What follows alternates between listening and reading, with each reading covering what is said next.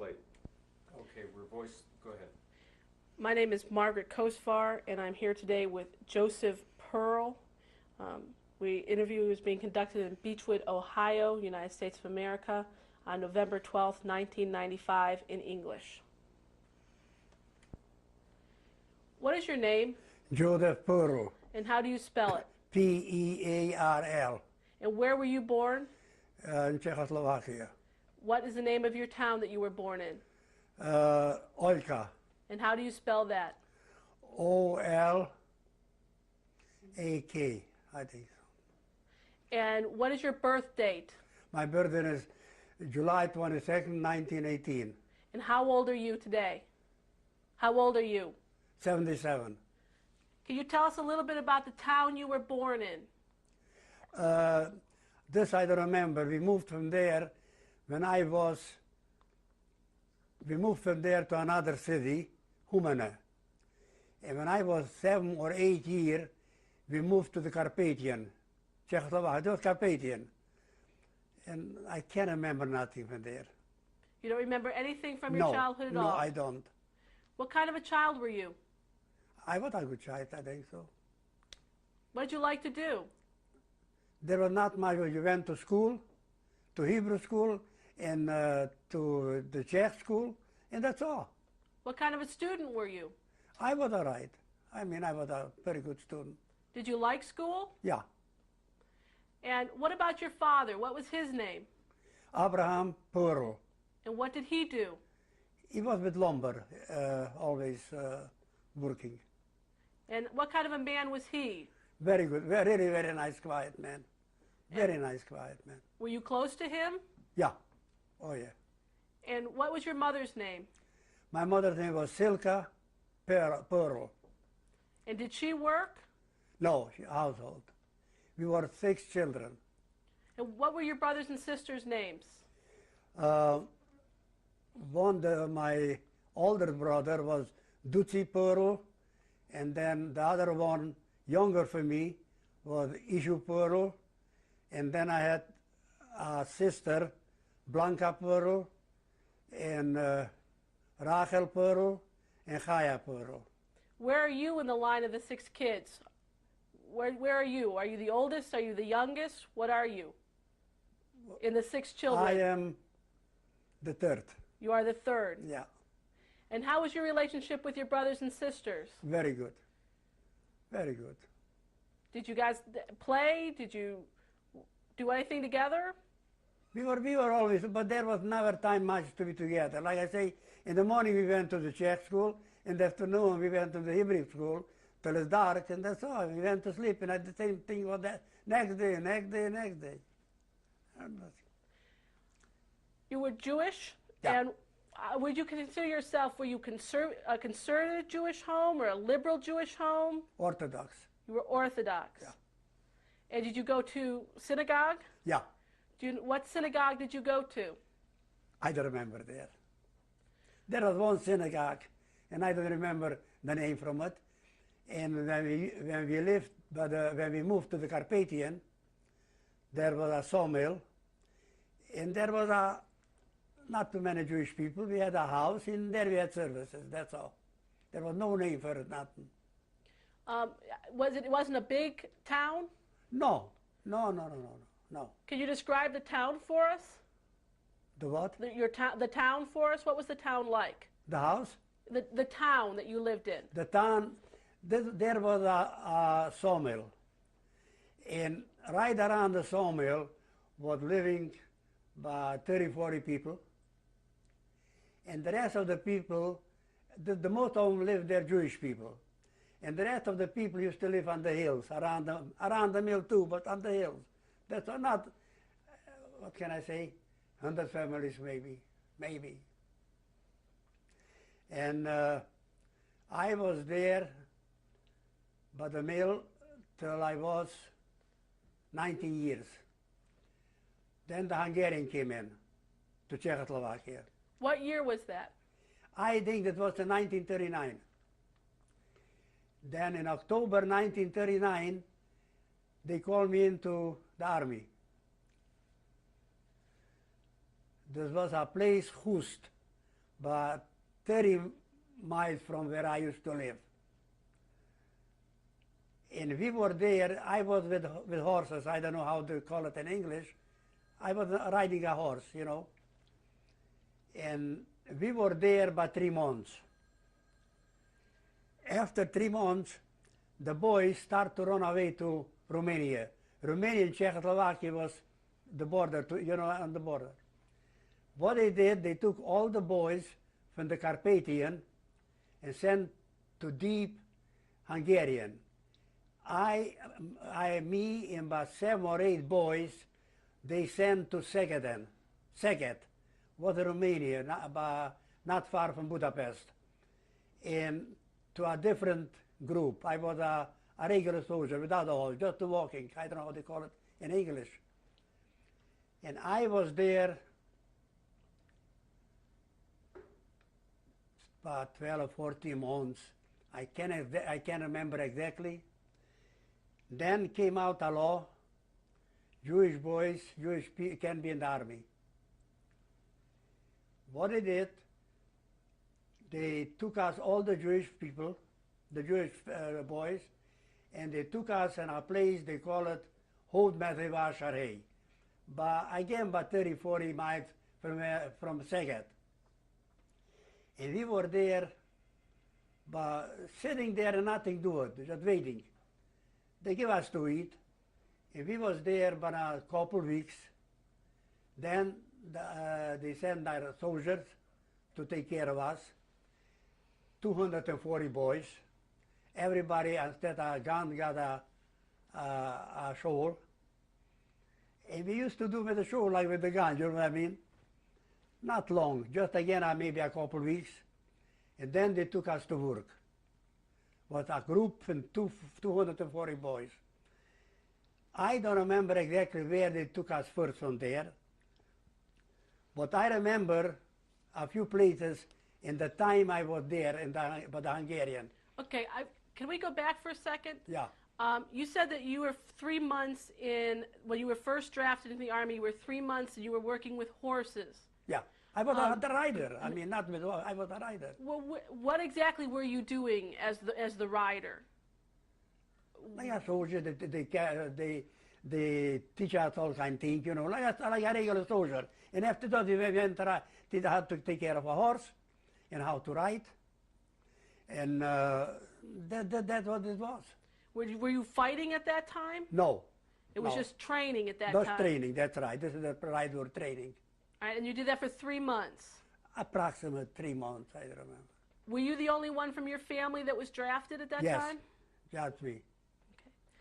And then after that, you went into another part Far of the away, service. deep in Hungarian, Deep in, Szeged.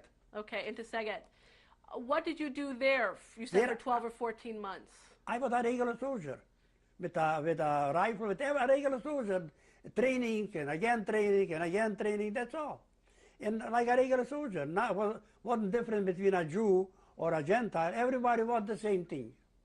And you were fighting for the Hungarian army at that point? We supposed to go and fight the Romanian, but it never happened. They made peace and it never happened. We went back where we were, you know, to Szeged. And that's all. Nothing, every day we went out in the field and they trained us how to fight in a war and everything. That's all. Were you living in barracks at the time? Was it like a regular army base? Yeah, army base, regular army base. Just deep into Hungary by Szeged? Yeah, there was no difference. Everybody was the same thing. You know what I mean? Did you have a rank in this army? A rank? I'm supposed to get a star, but then they came out the Jewish law just a couple of weeks before. I'm supposed to get, about 7 of us Jewish boys are supposed to get stars, and the law came out about 2 weeks before we got the stars. And what did the star mean? you were a little bit more than a regular soldier, that's all. And you trained a regular, new soldiers came in, you trained them, that's all. So it meant you were in the training for a Yes. while and then you got to start. So it was like a promotion. You went up a rank. Yeah, but I never got it. You never got it. No, it was late. It was a couple of weeks later I would got it. And you said that it was Gentile and Jew together in this area? Was no different. There was no anti-Semitism at all? What? There was no anti-Semitism at all? No, I don't think so. And who was training you at this time? Who did your training? Yeah. Who trained you at this military base? Yes. Was it the Hungarian army that was? And the Hungarian army. The Hungarian army. Yes. I was for 1939 October. I was a soldier, and then they took us, like I said before, to the working camp, and I was there till 1945, January, February. Then the Germans took us over. But we were always, I was always with the Hungarian people. They took care of us. Do you remember any names of Hungarian officers who trained you or you worked with? When we were in train, no, I don't remember nobody. When I was in camp, I remember one was a very, very nice older gentleman, Pinter, they call it Pinter Hodnagyur. He was a bigger, he took care of us. A father couldn't be better than he was. Never going to forget it, never in my life. I'm sure he's not alive, and I couldn't find him. But after he left, one day he called us together, all the 240 boys, and said, people, I'm going to leave us, I have to go, I can't take it more. He cried, and everybody cried. He said, I thought the war is already going to be over. We were far in the hills, in the Carpathian, far in the hills. We were working there, making, what they call it, the tank shouldn't go over. Big ditches. This is what we were doing. And then another fella came, a younger fella. He doesn't look too good. But after a week or two, again he was so close to us, it came Yom Kippur. He said, fellas, I know it's a big day to you. You have to fast, and you're not allowed to do nothing. You're not going to go to work tomorrow. He was so good. He kept us, and he told me, I forgot to tell you, I was in the kitchen the most of the time. I was a cook. He told, and when this was in the hills, and he said, for me, you're going to make a good food. We made beans and meat. A goulash, they call it, a goulash. For tonight, for the evening when we were allowed to eat. It was a very, very, very nice man. Again. That's when the 240, after the Jews were no longer allowed to be in the Hungarian army, correct? This was when I was already in the labor camp. This was a labor camp. What kind of conditions did you live under when you were in the Hungarian army still? Did you live in barracks? How was the food?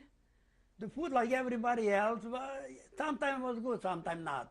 But we lived, everybody was the same thing. We were in buildings, 2, 3-story buildings, and every room was 4 people, 6 people, 8, it depends what kind of room there was. And everybody was the same thing. And then you said that there was a law came down that Jews could no longer be in the army. Yes. Who passed that law? Who made that law? This came already from the Germans.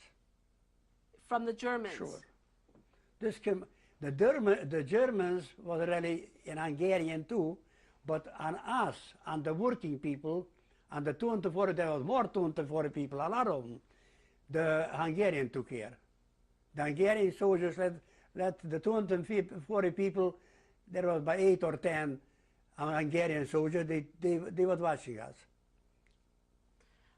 What year was that? Do you remember that the law came down that Jews could not be in the army? In 40, sometime in the end of 40, I think so. I don't remember months.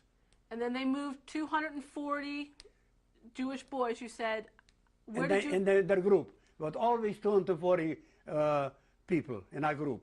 Okay, and where did you go? Where did they move you to? Every second, third month, they moved us on another place.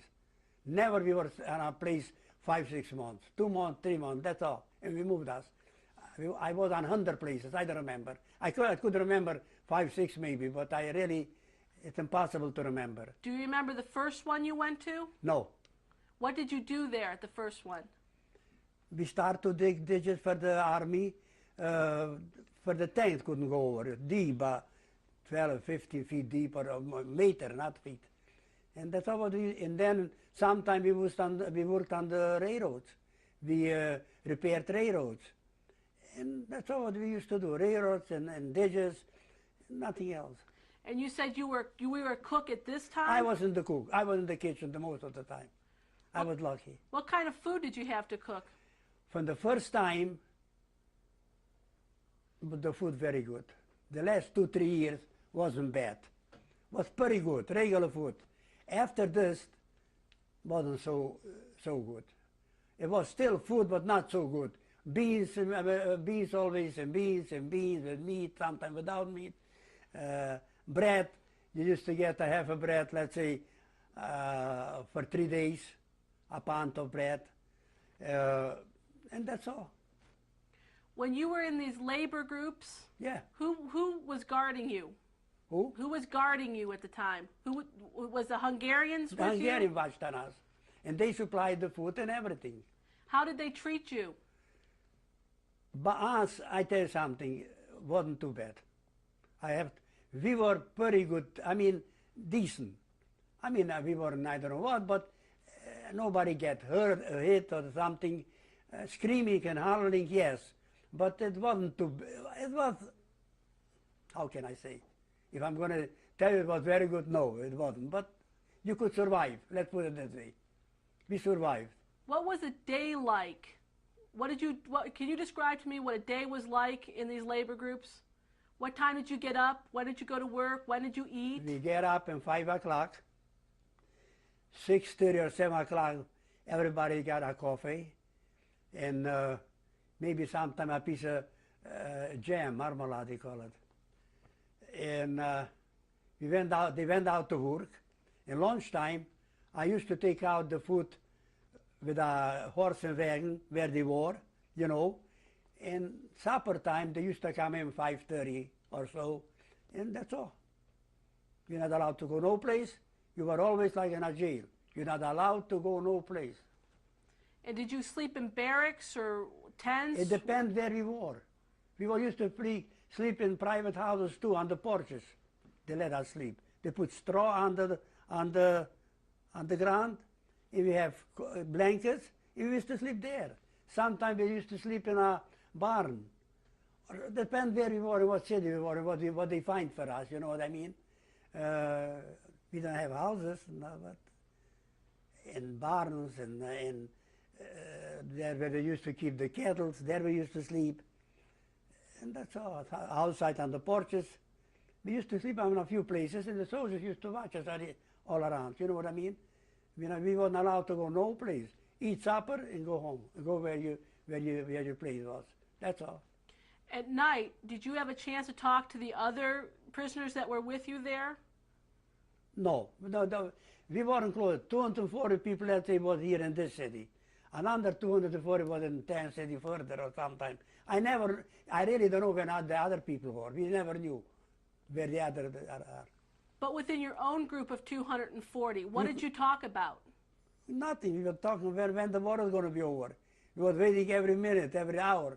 The war should end. And a lot of the soldiers, they would like the war should end too, but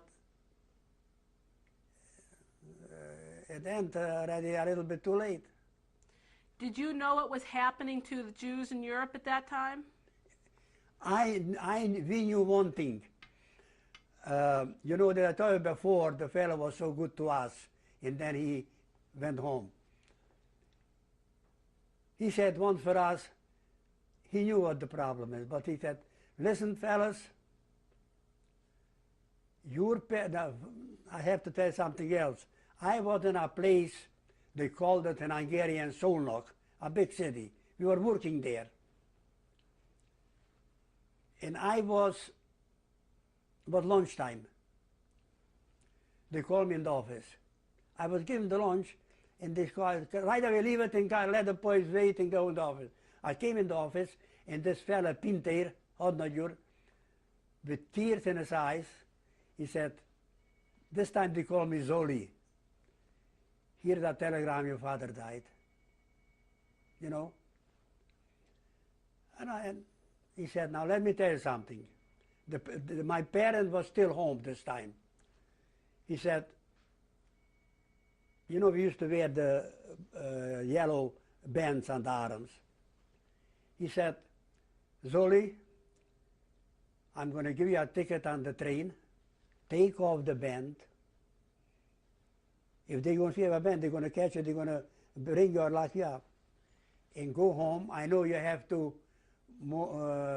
7 days to, what they call it, mooring. And then you come back. That's what happened. I went to the train. He gave me, you know, I got a ticket from the army. And went home, and was home 7 days, and came back. And then he told us, then they started to take the Jews. This was in 1941. Some place they took them in 1941, some place in 1944. He said, fellas, they took away your parents and everything what you have, relatives, everybody, every Jew to Poland, and they going to work there on farms. He knew the truth, but he wouldn't tell us. He just said they took them and they're going to be in Poland. And if somebody want to go home or something, there is nobody to go home. You know, nobody, you couldn't go, but he just said. And that was the thing. I wish I remember. You said that after this first guy left that was so nice, that another gentleman came in. Do you remember his name? No. I was thinking about, I can't remember. I know the first one was, you know, they changed a lot of time, these people. I don't remember. The Spinter I remember, and the other one, the younger fellow, was a very nice man again. I don't remember his name. He was Hungarian? He was Hungarian. Matter of fact, he said to me once, I was the cook. He says, Zoli, if the Russians going to come here, are you going to say I was a good man? I say, sure. Then he said, maybe it's going to happen. The Russians going to come so fast, we can run away, we're not going to run. If they're going to be maybe a mile or so, we're not going to run. But it never happened. Never happened. Do you know, other than your father, what was happening with your family? The what? Did you know, other than what happened with your father, what was happening with the rest of your family? No. Somebody told me, and I don't remember who, in Poland, when they took him to Poland, my younger brother walked with another fella to get some food. And they caught him, and they shoot him right on the street, both of them. I knew the other fella too. I don't know who told me, I don't remember. And what happened with my mom and the sisters and them, they killed them, what a difference. They killed all of them. Matter of fact, I tell you something else. I had a partner. He was there too. He remembered when they shoot my sisters and my mother and other 100 people. There was a massive grave there. He said they told him, they tell him to walk over a board, you know what I mean? And when they were walking, they shoot them down with a machine gun. And they fell in there. That's all. Do you know where in Poland? In Poland. Where? I don't know where. I don't remember. He told me the name, but I don't remember. Do you remember the name of the man who told you what happened to them? Yeah, Max Solomon, my partner. He was my partner, Max Solomon. He was there. He was my partner for 20 years here. And that's all.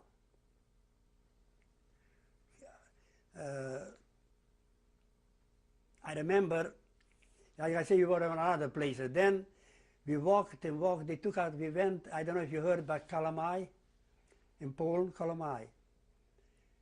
We went there. They took us there. We were walking. Hundreds of miles. And we came before Kolomai, was a little city, Krasna. We were there.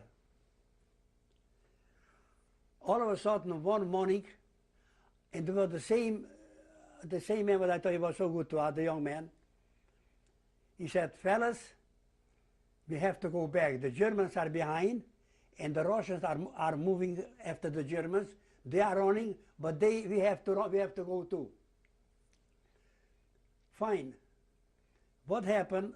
I put all the on the wagon, what was I cooking, what they call it, the big, what I cooked in it. Big, no. What do you call it? I don't know how they call it. I put everything on the wagon. The driver was always a Hungarian soldier. And I used to sit with the soldier when we used to move from one place to the other one. This time I wasn't. The driver went with the horses, with everything, and a bomb hit him. And I was lucky I wasn't there. This time I don't want to go on the wagon. I don't know, it just happened like this. I was walking with our, what I told you, with our main thing, you know. And we walked and walked and walked. We came back to the Carpathian. Then we came on a place, we were sleeping on a place that was Volova, from where my wife is coming. We went by this little town. We were sleeping there. And I said for this fella, I said, listen, how about let's go away someplace? He said, Jolie, I don't know where. And I don't know either. Let's walk, maybe we find something. And we were all of us were walking till we came to Kashau.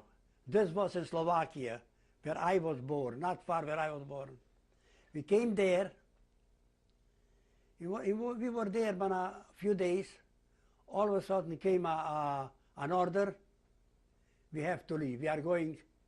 They're going to put us in a car, in a train, you know, in cars, in like kettles, and they're going to take us. And I say for my fellow, you see, you brought us here.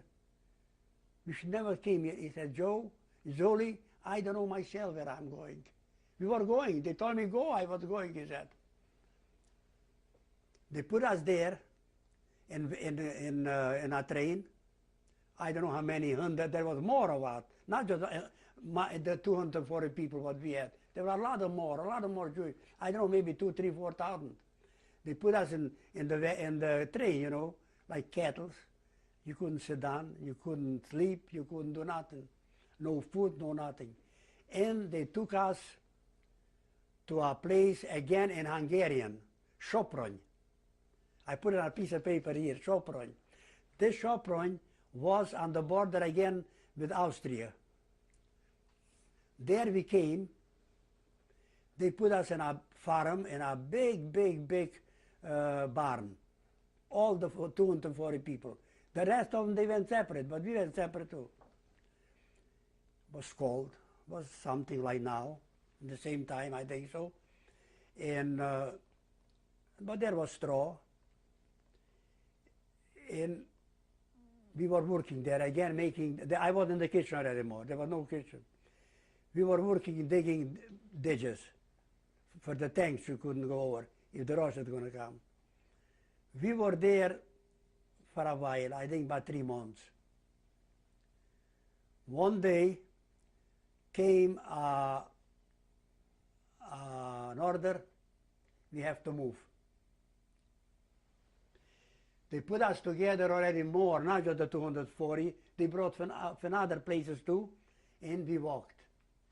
They gave, this time I remember, everybody got a bread and a piece of margarine. That's all.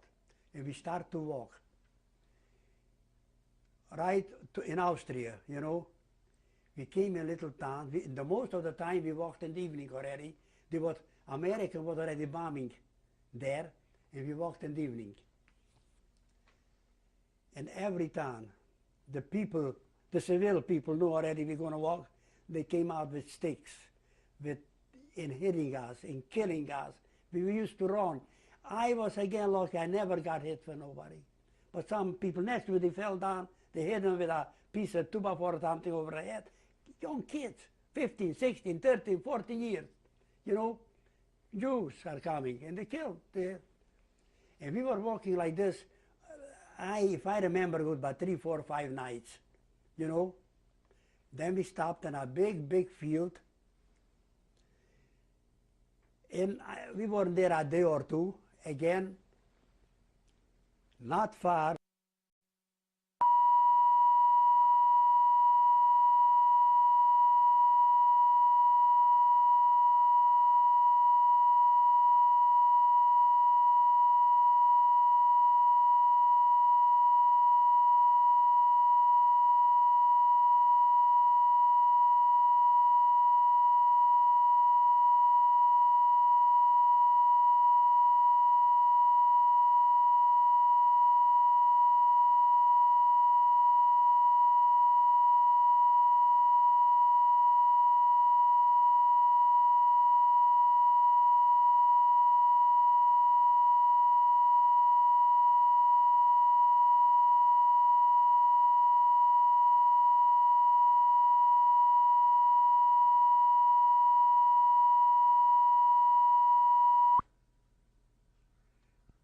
Stand by, everybody. Quiet, please. Okay, so you were saying you were in a large field. And I go back to Chopin for a second. Can I go back? In Chopin, I forgot to tell you, there was a little place had a roof on it, that's all. No walls, no nothing. Like a little barn, but nothing, and no walls. This was the hospital. Somebody got sick, they put you there in this weather, on the floor. Nothing, just there. And you die, and the people were screaming and hollering, they were sick. Nobody allowed to go there to take him something, nothing. They were dying, that's all. When we were there in the big field, we were there a day or two. Then came an order, we have to walk again. We walked an hour or two, and there was how can I say, the railroad, where the train stops. What they call it? A train station? Or? A train station, that's right. Long, maybe 200 cars, you know what I mean? And they pushed us in in the cars, again, like herring. You know, you couldn't move, you couldn't breathe, you could nothing. And they filled up all the train. He was standing there. Again, we couldn't move, they were bombing. American plane, but they never hit where we were. You know, they left us in the train, the soldiers. They moved away from us. We thought they were walking away. The next day, we start to move. We were not far from Mauthausen, but took us there to go at least 3 days. No food, no water, no nothing, absolutely nothing. And we came to Mauthausen. I don't know, nobody knows Mauthausen. They took us out from the train, you know, from the cars, and we walked. We walking. All of a sudden, before we went in the camp, there was a big sign, a round sign, Vernichtungslager. You know what Vernichtungslager is? No, I don't. To die. This a lager, a camp to die. But a big sign. I knew what it is. Everybody knew. Who don't know? Everybody could read German. Every Jew could read German. We came in, about a couple 100 feet from the gate. There was a hill from dead people. I'm not going to, I bet you 4,000 or 5,000 dead people. They were laying like in a hill. They piled them up in a hill, that's all. We came there, we saw that we are finished, but it never happened. What happened? One day, a plane flew by the camp low and dropped a bomb on the dead people. The bomb fell on the dead people, fall all over. Don't ask. It was an American plane. They don't know that's a Jewish camp. They never came again, but we find out that, then they find out, I don't know how, then not every German was a rotten person. One of the Germans said for the boys, maybe, that was an American plane, and they find out that the Jewish people are here. Never came back to bomb again. I was there I think I was there about 3 months approximately, in my thousand. Then came again an order, we have to move. I think we were there between 50 and 60,000 Jews. All right? They put us 5 or 6 in a line, and we start to go to walk. Yeah, but the gate, we went out another gate, not the gate that we come in the back. Everybody got a piece of bread, a piece of margarine, and we walked. We were walking, you know, was sick people. If somebody sit down or fell down, right away they would give you he got a bullet in his head. Right away. Matter of fact, I remember one fella, his name is Lustig. I'm never going to forget his name, Lustig, an Hungarian boy, Hungarian Jewish boy, a very nice boy. He said to me, Zoli, I can walk more. I said, Lustig, try. Thank God I was in good shape. He said, Joe, I can. Maybe he had asthma or something. He just sat down. All of a sudden I hear, boom, I gone. I look back. Maybe I was 3, 4 steps away from him. He got shot right away.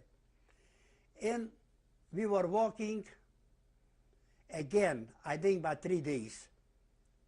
One night, again, we stopped on a big, big field, you know, so many people, and no food, no nothing. The grass was nice, it was green there. And we lay down, and one fella lays next to me, and another comes a young German, a young fella, maybe 50, 60 years old, with a knife, and goes to the fella and takes out an eye. And I was sitting there, you know, somehow you weren't scared already. You know, you were waiting every minute you're going to go. You know what I mean? The fella started to scream. You could hear him miles. Came a soldier. He saw what happened, take the gun and shoot him. Right, I was laying there. There this night, I'm not going to say, I don't know, I bet you 1,000 people got shot. They got sick, they couldn't get up next day, and everything. And then they left a few people to dig, who were a little bit good, to dig ditches, and graves and bury them there. Were you was it the Hungarians that were guarding you, or the Germans that were guarding you now? This was still the Hungarians. Hungarians. The Hungarians came, no, this was already Germans, I'm sorry. The Hungarians came with us to the first gate, and after then they left, and the Germans took us over. Okay, no, this was already Germans. So the Hungarians brought you to Mauthausen. The Hungarian brought us to Mauthausen. Okay. But I remember, I hope I'm right. I think the Hungarian brought us. You know, you really don't know, but you were in the cars, and you don't care who brought us. I think the Hungarians. I'm almost sure the Hungarians. And then we walked again, and then we walked about 3 days, and we came to Gunskirchen. Gunskirchen, Austria. Again, our camp was there in the forest. It was right, I don't know if you heard from the Alpen Hills, right there. It was raining, it was cold. And there was barracks. A barracks could take in, let's say, 200 people. They pushed in 600 and 800. We couldn't, that's all. And we were there not long. I don't know exactly how long, maybe a couple of weeks, maybe. All of a sudden, in a Friday afternoon, it came a voice and says, people in German, in German, people don't move in the barracks. The Americans are going to shoot from cannons over the barracks, you know. We saw already the Germans start to move away. They have on the back, you know, this, like they carry the books, the kids. And they could kill us, but nobody, they don't kill us. They start to run away. And came a voice from a loudspeaker, nobody should go out from the barracks. They're going to shoot from cannons over the barracks far away, and nothing going to happen to us. And this. Right away, some boys, they find some white cloth, some white stuff, and they put it on sticks out. But in the afternoon, Late in the afternoon, all of a sudden, came in, I said all of a sudden, came in a jeep with a little soldier, a tiny little soldier, I tell you, a little boy with a rifle. People know already this American. Some of them know, I didn't. They start to run to the jeep. And he said, somebody understood English a little bit. Nobody should come to me. You are sick people, he said. And if I get sick, the army is going to get sick. Don't go here. Tomorrow morning, he said, there is going to be 100 truckloads with food, with milk, with bread, with chocolate, with clothing, with everything what you want, you're going to have. But don't go no place. The army is moving this way, and if they see somebody, they're going to shoot. They're going to kill you. They don't know if you're a soldier or you're a civil. They don't care to kill. If maybe it's a German, they killed everybody, the American. What happened, and I can't remember how, a potato. Now let me tell you what happened. A lot of the boys in the evening, you know, the Germans had their big, what they call it, warehouses, all kind of good stuff, but we never got it for them, sugar and chocolate and milk and you name it. The people run there, and they start to eat sugar and drink milk, and they died right there, you know. They were dry, they died, hundreds of people after the liberation, they died right there by the warehouses. I found a potato, and I forgot to tell you, I had with me my brother-in-law. He was already laying, the way his mouth was closed, his eyes was closed, but he was breathing. I find a potato, and I find a can, a little can. And somebody made there a little fire. And I go there, I say, listen, let me cook the potato. He let me. And there is walking another fella on his hand, but 6 pieces margarine. You know, they were in packages. I say, listen, give me a piece of margarine. He wouldn't, but I took it. I was stronger than he was. I took, and I cooked the potato, and I put in a little margarine, and I take a little bit, and then I came to my brother-in-law. I opened his mouth with a spoon. I had a spoon. I opened his mouth and put in a little bit. He swallowed down. Put in another little bit. He swallowed down. The third time he opens his eyes, and I say, Moshe, his name was Moshe. Moshe, wake up, in Yiddish, in Jewish. We are free. And then, you know, I brought him home. And that's all what I ate. Next day, you should see American truck, the big truck, the 6x6. You name it. But they don't give you much, just a little bit for everybody. They knew what to do. They had plenty. And they said, the people, give me more. Just eat slowly what you have. You get more later. Don't worry, we're not going to take it no place. Somebody listen, somebody. What I did, we walked out to the road in American trucks with tanks, with jeeps, but we were walking in the side. Slowly, we walked to a farm, not far, but a farm. We came to the farm. There was a German and a wife, and we were there about 6, 8 of us. We're going to stay here. We told them we're going to stay in the barn. There was nice hay and clean. We don't want to go. No, you could come in the house, and she cooked us. Next day she cooked food and everything. And matter of fact, I remember I told for the boys, fellas, take a little bit. If not, you somehow I don't know why I did it. And we were there on the farm maybe a week. Then it came again a law to take all the people together, and they put us in a military military barracks. You know what I mean? Barracks. Whose law? Who passed that law? They were already American. We are ready by the American. Not to be on this farm and on this farm. We came there. First of all, they took off all the clothes from us, naked, everybody naked. And they sprayed on us such a white stuff, you know. We had lice, and you name it. We had all kinds. We weren't clean. But, all right, we were a little bit clean on the farm. We took already a bath and everything, but still the clothing was filled with bugs, you know.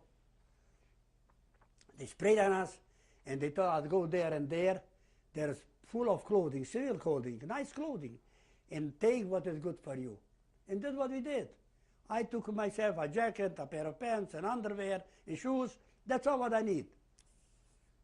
And every 4 or 6 people got a German to take care of us, to clean the room, to give us everything. And there was a big kitchen already prepared to cook for us. You know, with what they feed, yeah, we were there, and we didn't have nothing to do. They calmed us. You know, I had a very nice boy, but 6 people of us. He took care of us. He took care. He has to. He was afraid he was not going to, and he got to eat and everything. We gave him to eat and everything. Where did he come from? Where did he live at? I don't know. The American brought him there. The American Army brought there. For every 6, 8 people, some should take care of us. Where they got them, I don't know. I don't have idea. But they were Germans, and some of them were Hungarian too. I'm going to tell you that. And they put up a big kitchen, and they asked, who's a cook? I said, I'm a cook. I get in the kitchen. You know who they gave me to wash the stuff in the kitchen? 2 generals, Hungarian generals. Yeah, I was nice to them. They asked me, they can eat? I said, yeah, I give you food. I was nice, generals, big generals. And they washed the dishes, they washed everything, everything. You know with what they fed us? They brought deer meat, truckloads of deer meat. They got them from the Alp hills, you know what I mean? Deer meat is very dry. It's not fat. And that's what we were feeding. Deer meat, we used to make goulash, they call it deer meat and potatoes, you know. And I had their cooks, Hungarian cooks. I had Hungarians, I find out their cooks too. And we were there for a couple months. After a couple months, there came again an order from the American, everybody should go home. Let's say they told me, you from where? From Czechoslovakia? Yeah, you from where? Everybody went on a different talk, and they took you to a different train. Now, my train went to Czechoslovakia, straight. You know what I mean? And they put us on a truck, 10, 15, 20 people, and they took us to a train, well, about a couple hours maybe, from where we were there, from the barracks. And I went home. I went home. I never went home where I used to live. I went to Hust, was a nice little town. And I find out that I was by the sawmill. Everything is, Drosche took away yellow. Before, when Drosche came in, they took away everything. The mill, they left the ground. A good thing they left the ground. They took all the machinery, everything. It's nothing but a piece of ground. I never went there. And I was from there just with a car, maybe an hour. I couldn't go there. I figured what I'm going to do there. My dad died home, they buried him. Regular, still the people were home, and I never knew where. I couldn't go. I would like to go to the cemetery, but I don't know where he was buried.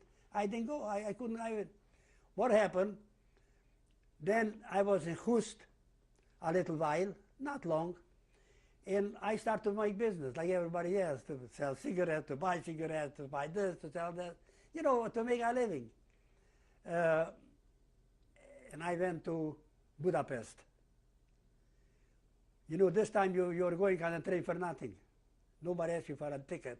The train was full for nothing. Everybody was riding. And I was in Budapest a little bit. Then I went to Prague.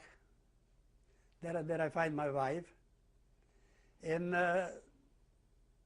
then from Prague, I went to Prague, and then I find a fella. He was a soldier, you know, but he was a little bit mixed up. But if a Czech soldier, he was a Czech soldier, he came with the Czech. You know, the Czech had an army. They was fighting the Germans in the back. I don't know if you know.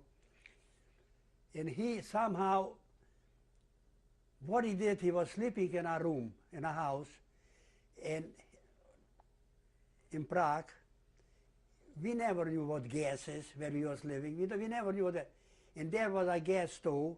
He made himself down, he cooked himself down, and instead to turn off, he blew it off. He was sleeping there, and almost, you know, the gas almost, he was almost somebody catched him, came in, and saw the trap, and he was a little bit not together. And I talked to him. Somehow, I never knew the man. Isaac, his name was Isaac. I said, what's the matter with you? He said, I don't know. He told me the story and this. He said, everybody's getting, you know, if you were a soldier, and you went to the Sudeten, you know the Sudeten, you heard it? Then they give you a farm, a store, a barbershop, what you want. They took away from the Germans. Later on, they took them away from there. There were still Germans in the Sudeten.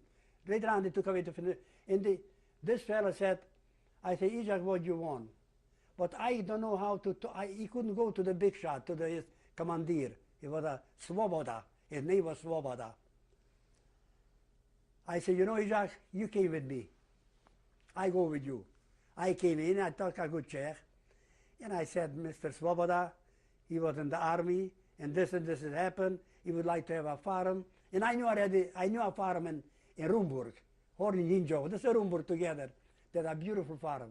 And nobody could get it. This farm nobody could get. And I said, Mr. Svoboda, this farm is there, available, and nobody can get him. He said, who said? I said, he says, here is a letter.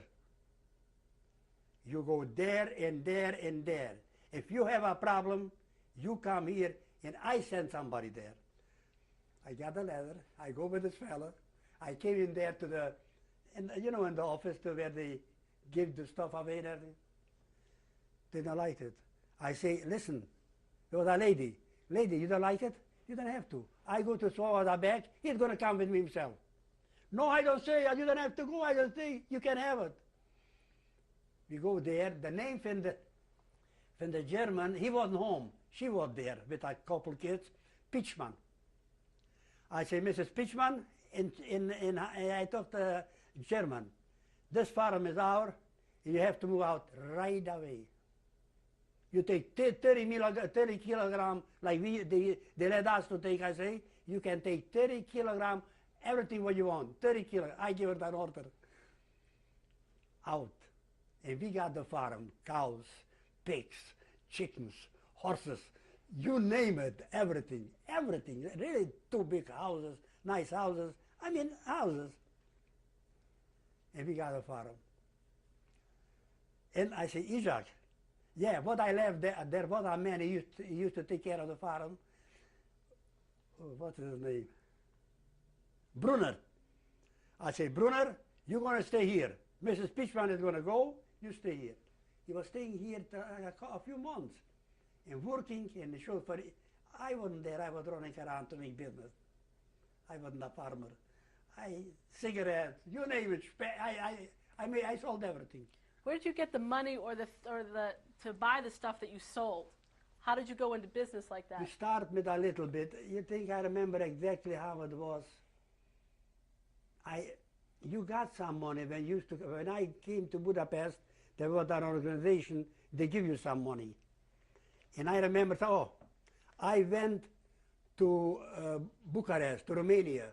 There was a place, and if you went in there and they asked you where were you and where and everything and what kind of key you had, they asked you such a like the CI, and they thought right away you lie. If they like what you talked, Jewish people, they give you 60,000 lei. What I don't know what, but it was money. I go there. I never was in Auschwitz. Or there, I came there, they start to ask me questions. You know what, I answered every question all right. They take me in an office, I got 60,000 lei. Home again to Hust, I remember. But that's where I accumulate a little bit money. And then you made business, you made, always. I never lost, I always made. And from this farm once, I go to Prague. I have there a first cousin already, lived beautiful in a high rise, like a king. He was an American soldier, and a German used to live there. He was a big man. He said, I want this apartment. Out with the German, he got an apartment. Big rooms, a lot of rooms. Matter of fact, after this, we got an apartment. He went to Israel, and one of them went to America, and I got an apartment. But I came there, and who I find there, my wife was there, his mother was there, two sisters was there, and I don't know where. This was my daughter, daughter what you talk? What you care, what you say in English? And we were talking, sitting and talking, and my cousin told me, Joe, would you like to marry this girl? You know, you were alone. You were alone like nothing. You didn't have a home. I mean, I had the farm, but alone, nothing. You were depressed always, but you run around, but still you weren't settled or something. You didn't have nothing. Let's put it this way, I don't have nothing. I had and I don't have. The farm I took on his name, on his Isaac's names, not on my name, but I was the boss. He don't know too much. And we went to a movie and everything. I said, yes, I'm going to marry her. I went home. They sent with me her sister, a younger sister. She came with me to Rumburg. And we organized something, food and something she took back to Prague, and something they brought in from another city. I paid for everything. When I saw her the first time, I gave her 15,000 Czech kronen. Krona was there. The rest was the new money. I had 15,000, I had more, but I gave her 15,000. You know what the 15,000 kroner was? Like here, $15,000, maybe more. New money. For the old money, they give you for 7 krona. No, you can have a million, they give you 500 krona for everybody. You can have a billion, that's all what you got. 500 krona you got. But again, I start to make me the I start to make again. What I did, I heard they're going to change the money. I bought all kinds of stuff and I put it away. After they changed the money, I start to sell. And I made money, a lot of money. I give her 15,000 krona. She didn't have shoes, she didn't have address, she didn't have nothing, nothing. Then we married in a week time or so something. My daughter was my wife, her mother, 2 sisters, a brother-in-law, a brother, an army. I took with me to Rumburg, to my farm. I had 2 houses, all of them. There was plenty what to eat. What to eat? I killed a big pig like this. There was plenty of everything. And then we lived there for a while. And from there we moved back to Prague again. I don't want to be on the farm. It's a story. I adopt them. They want to send them back to you know, I was a real Czech. They not. I was a real Czech. I was born in Slovakia. But I adopt them. Nobody bothered them. All right, we went back to Prague. It was hard to get rooms, but we got somehow 1 room. 1 room. But I was, then we were just me and my wife. The rest of them they got married, you know what I mean? And me and my wife, we got, and the little daughter, my older daughter. We got a room, you have to walk 100 steps up, 100 steps. And I was in Prague, then I bought in Prague myself a grocery store, a nice little grocery store. And my daughter, my sister-in-law, her sister was working there, and I had a man was working there. And sometime I helped her, but I was going with the train from Prague to Slovakia, back and forth, making business. I couldn't say that. And we then got a very nice living. Then from there we moved in, I told you, to where when I saw the first time to this beautiful apartment. The fellow moved away. One of them went to Israel, one of them went to America, and they left us the apartment. We lived there, beautiful, was very nice. And then my wife, she got trouble, she got sick with the bones or something. After the war, and I said I want to go to America. You know, I went to the how can I say, to the regierung, what do you say? I went in an office, I want to go to America. I don't know how to say, to the, like we have here in Cleveland, what we have in Cleveland, offices from From all, you know, all kind. I went there where people were registering to go to America. I came in there. You know what they told me? Mr. Pearl, you want to go to America? Fine, you have to go for 2 months in the army. I said, my God, I was 6 years in hell. Now I have to go again in the army. Why do you need me here? Why do you need take the store, take everything? I want nothing. I want to go to America. You can go, but you have to go in the army. My wife got sick. She went to Switzerland. She was in Switzerland, you know, in a hospital, or what they call it, with a kid. Well, the kid came back. I didn't have a choice. I go to the army. I came to the army, and I'm there. A week later, I was there. I go to my superior, what do you call it, you know. I say, listen, I'm this and this and this. I told him the story, what happened. I'm Jewish, and I'm doing what happened, and I'm here in the army. I have a store in Prague. My wife is in Switzerland sick. My baby is nobody to take care of her. I say, you know what he said? Zdeněk, they call me.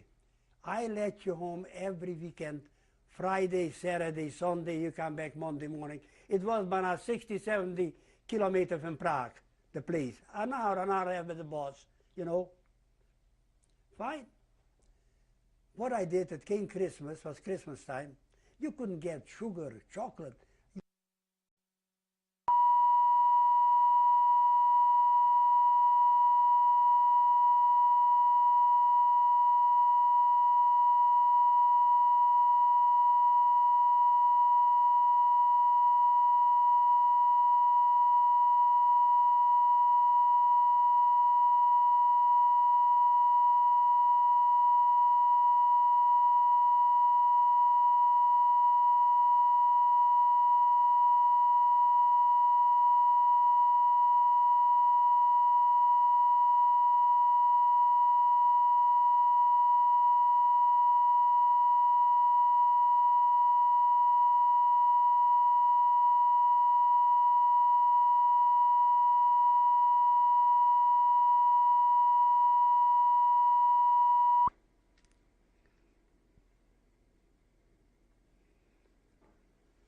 Okay, so you were saying it was Christmas. Big pardon? You were saying it was Christmas and you couldn't get sugar. I went home before Christmas on a Friday. I go into my store and make a big package, I bet you about 30 pounds. Rice, chocolate, sugar, lemon, but you couldn't get. And send it to him. He got it Saturday. Monday morning I came with the army. Right away they called me in his office. I figured, no, now it's a problem. He's going to put me in jail. Come then, sit down, he said. He said, why you do the, where you get it? I say, listen, I don't know what I rank it, I don't remember. I have this in store, and it's my pleasure to do it, and I did it. He looks at me, he shakes hands with me. He said, now let me tell you something what you're going to do. You go home right away, he said. He gave me a piece of paper. Right, Monday. And you come back next Monday, and you report, and you go right away back. That's all you have to come on Monday for an hour. For 2 months. And that's all. And that's what I always had something to do. And can I remember everything? I went through a lot of things. Then from Prague, we have to run away. We went to Vienna. The Russians came in.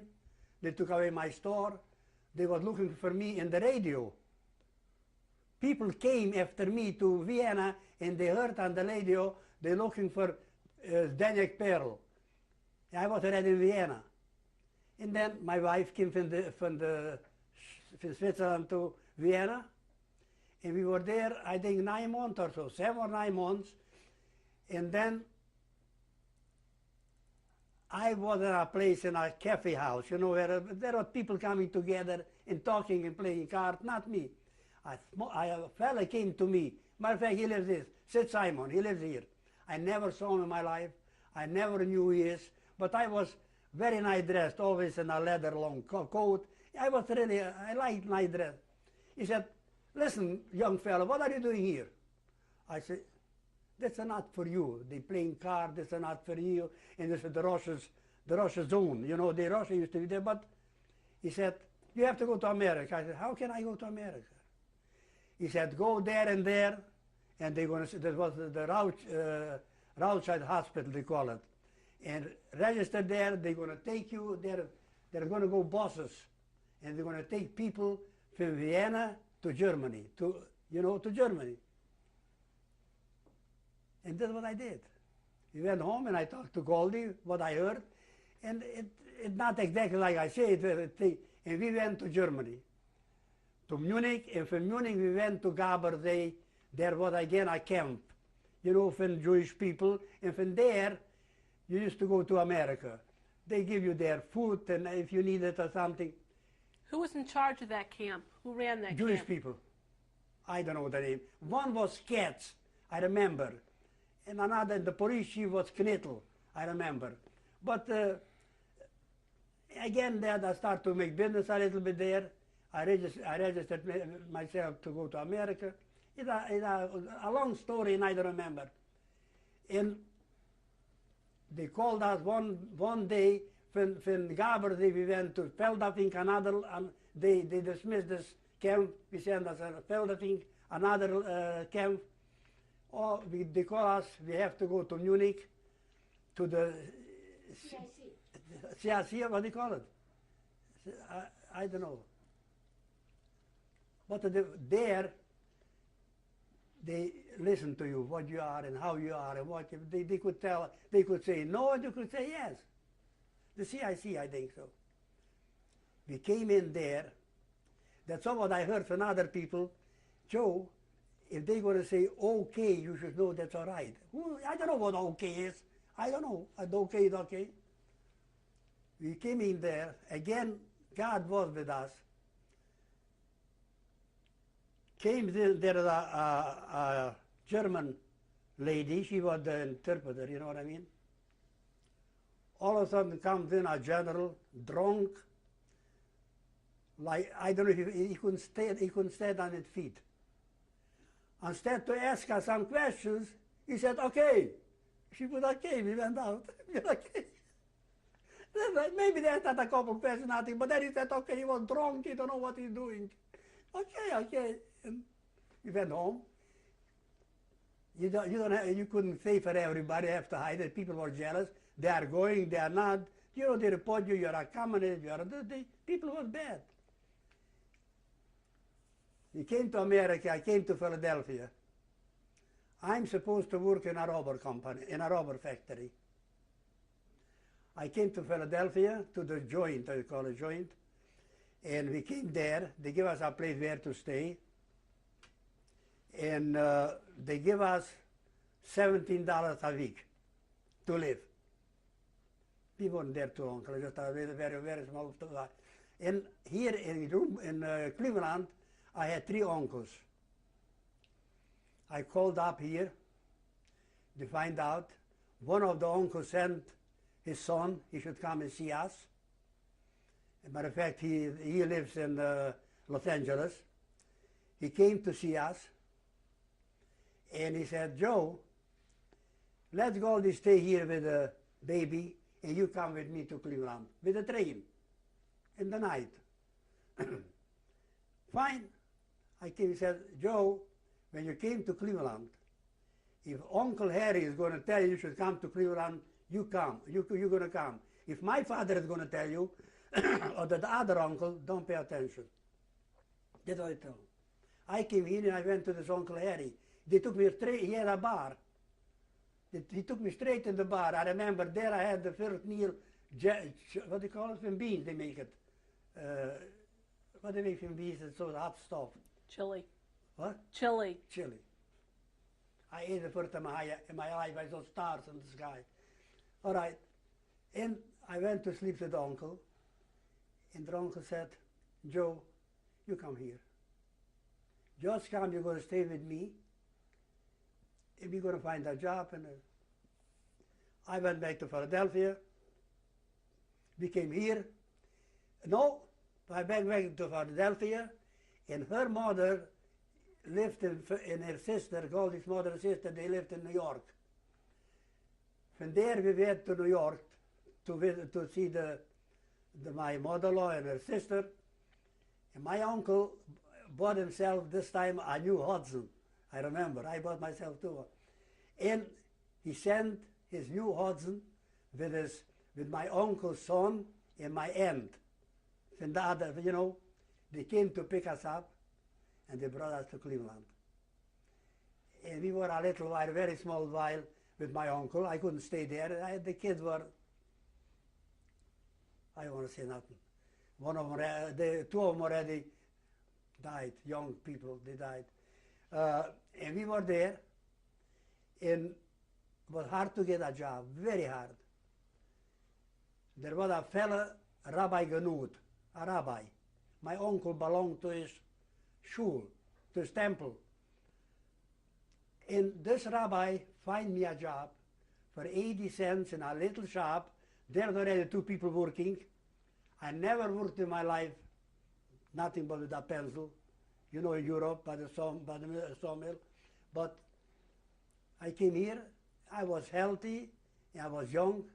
They put me to cut metal with a machine. You step with the foot and you cut metal. And I started to cut metal and I worked like a horse. It was cold outside and I was sweating, and the other two people said, hey, listen, you don't have to work today, you're going to have to work tomorrow too, don't kill yourself. Jewish people, as father and a son. And I worked 1 week, 2 weeks, for 80 cents an hour. Then a friend of my uncle had a restaurant on 55th. And I said I was a cook in the army, I used to cook and this. He said, they came to my uncle once to visiting, we were talking. He said, hey, I could use you. I pay $1.50 an hour. I said, but I'm not going to, I told him in Jewish, I'm not going to wash dishes. I'm going to cook with you rather cook. He said, no dishes, you're going to cook. I go to the shop where I used to work. I say, Mr. Orlin, I have to go to New York. All my stuff is there, it's still there, and I want to bring it to Cleveland, and this week I'm not able to come to work. Okay, I didn't tell him. I figured, let me see what there is going to happen, if I'm going to be a cook or not. I worked there Monday, Tuesday, Wednesday was very busy. He asked me I should wash dishes. I washed dishes Wednesday and Thursday and Friday, and Saturday I say, listen, give me the check. I don't want, you are a liar. I told him in Jewish, you are a liar. You told me I'm not going to wash dishes. I'm a newcomer to America. I say, you think you're going to wash with me the floor? You could go to hell, I told him. Give me the check. I walked out. Next month I come to my old job. I'm back to New York. I came there. He said, Joe, I tell you something. I'm going to pay you $1.25 an hour for 80 cents. You're a very good worker. And I was there, and there I got sick on asthma. But I made there beautiful money. You know, we used to make doors with screens. He used to sell it for people that have a porch, 8, 9, to close a porch for the summer, you know, with screen. And people used to ask for a carpenter. They buy the doors, but who's going to install it? You know, this man came with me once and showed me how to install a porch. What I used to do, I used to come and shop, and I learned 1, 2, 3. He showed me one porch. And I used to work from 6 o'clock till 2 o'clock in the shop. And this time I used to drive already. I had a nice car, a Hudson. And in 2 o'clock, I used to have already addresses. There a porch, here a porch. And I used to get for a porch $50.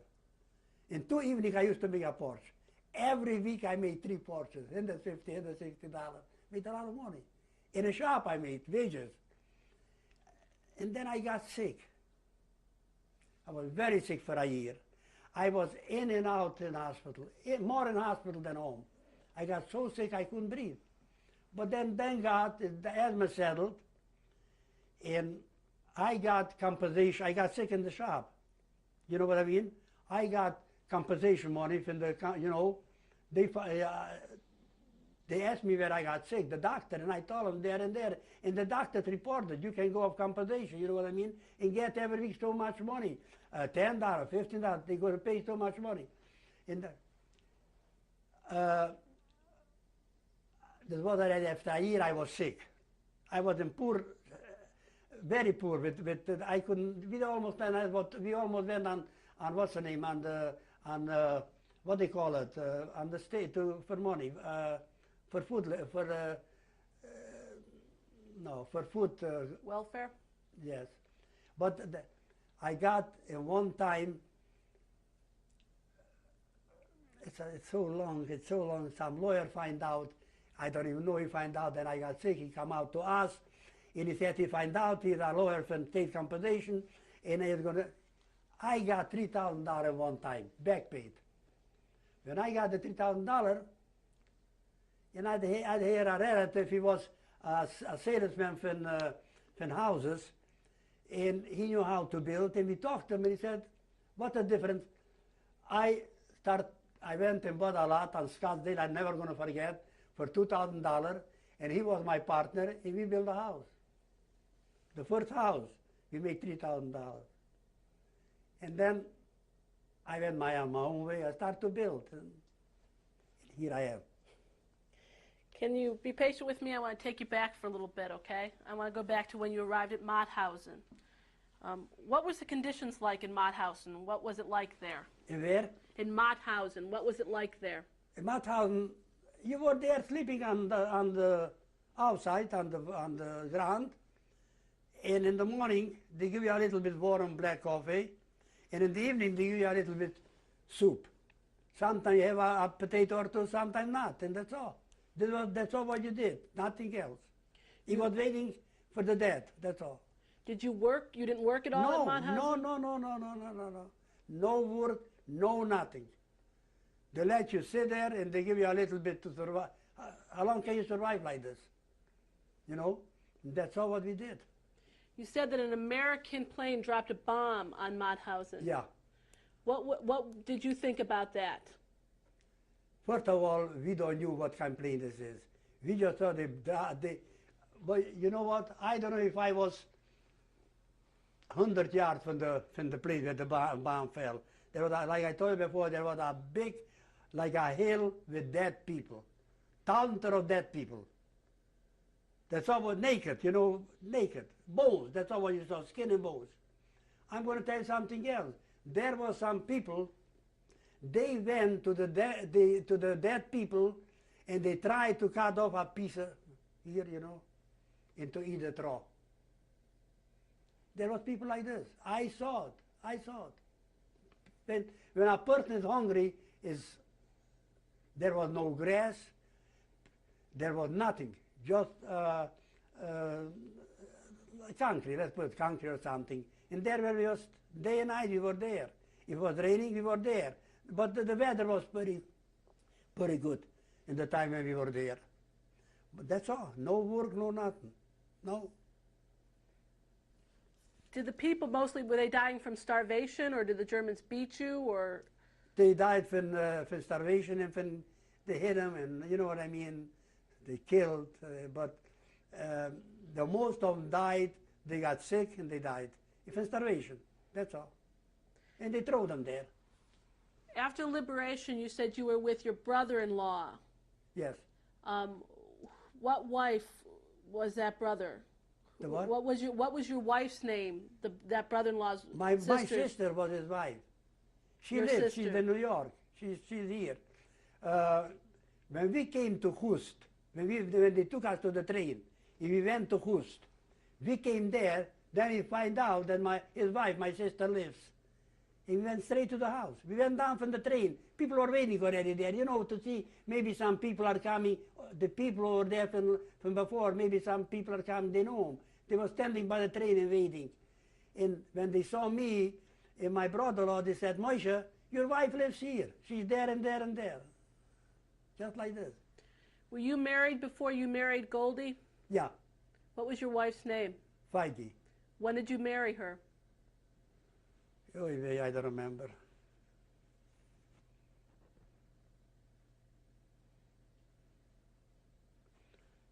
40 or 41, I don't remember. I don't remember. Where did you marry her at? Not 40, 40. I married in Czechoslovakia. You know, I don't remember. Oh my God.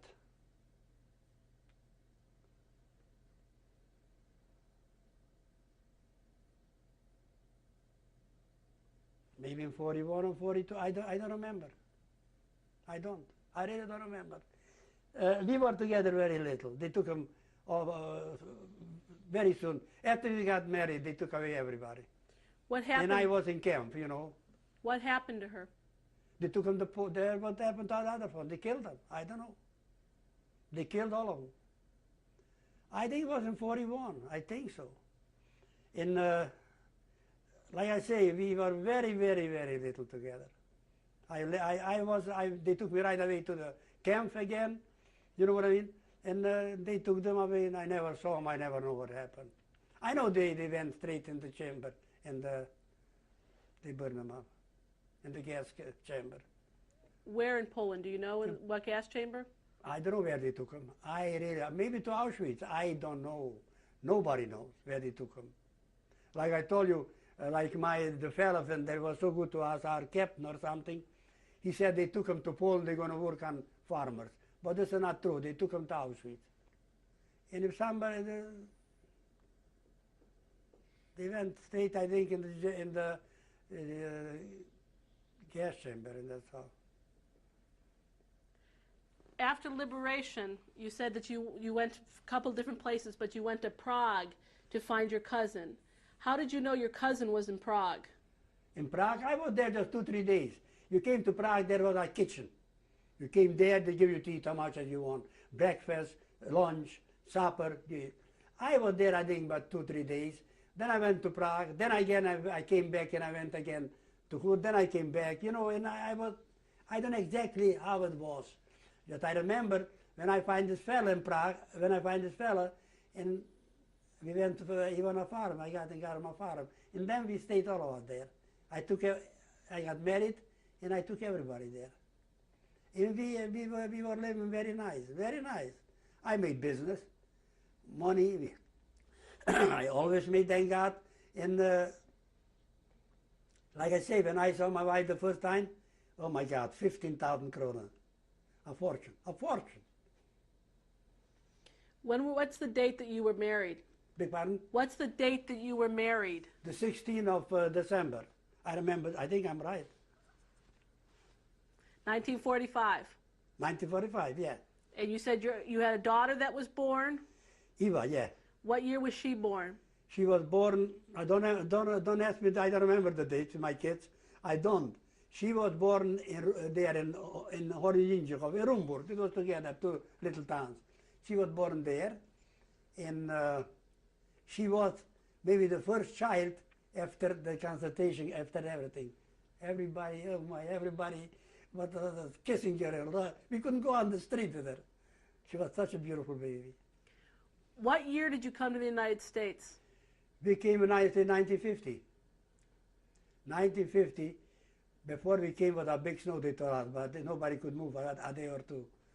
And like I say, right away I was staying by my uncle, and I looked for a job, and I started to work, and we got an apartment. The uncle was very nice to us. He loaned me money to buy furniture. And when we moved in the apartment, he went with my wife in the grocery store and bought us a lot of grocery and everything. He paid for everything. He was very nice to us, very nice. I hope he's in heaven and he's all right. He was a very hearted, good man, very good man. When you moved to the United States, what happened to your grocery store in Czechoslovakia? I left it. I ran away. I left it. They came in one day. They came to the communism, you know. They came 2 or 3 people in my store, and they said, we're going to close the store, we're going to remodel it, and you're going to be the boss on the store. You know, they're going to pay me so much and so much. And I said, fine, very good. I figure you should live so. I'm not going to be in a minute. And then I went home, and I left Prague, and that's it. Now that you live in Cleveland, do you belong to a synagogue? Yeah, I belong to Green Road Synagogue. I'm 24 years the president there. Yeah, well, what does the president do? Nothing, stealing the money from the people. No, no.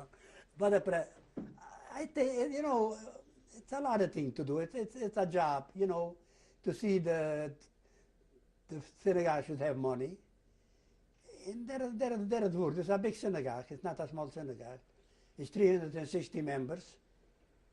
And that's what they want me to be president every year. And I just can't get out of it.